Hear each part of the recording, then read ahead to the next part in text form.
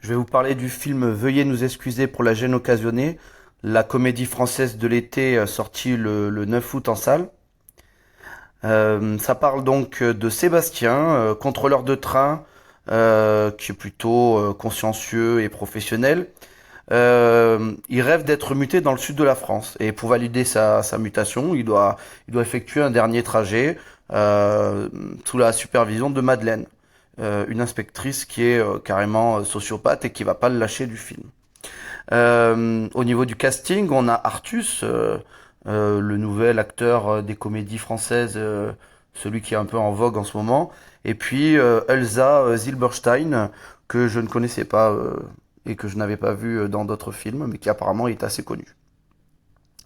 Alors, disons-le clairement, c'est un AV, il n'y a pas d'autre mot. C'est une comédie potache, digne de camping, Pattaya, toutes ces choses-là. Donc voilà. Les points forts, bon, on s'ennuie pas. C'est vrai, bon, le film il est assez court, hein, 1h28. Euh, c'est pas, c'est pas ennuyant, voilà. Bon, on suit l'histoire sans s'ennuyer. Au niveau des gags, bah, il y a 10%. Voilà, 10% des gags qui marchent et 90% c'est grotesque. Donc voilà, il y a quand même quelques gags qui marchent. Contrairement à certaines comédies que j'ai pu voir récemment où là j'avais pas rigolé du tout du tout.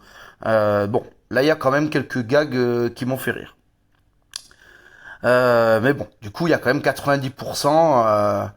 Voilà, c'est du surjeu, c'est potache, c'est du déjà vu.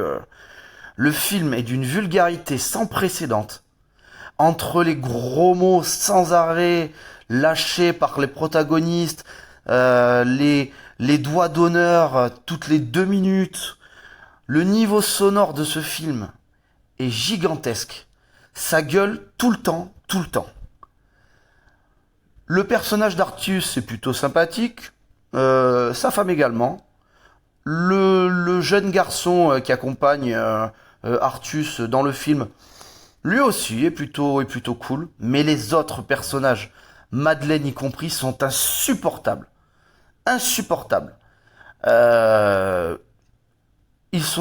la plupart sont des caricatures. Voilà, on voit des Anglais, ils sont en train de boire, on voit des babacools, ils sont en train de fumer. Il y a aucune inventivité, aucune créativité. Tout est stéréotypé.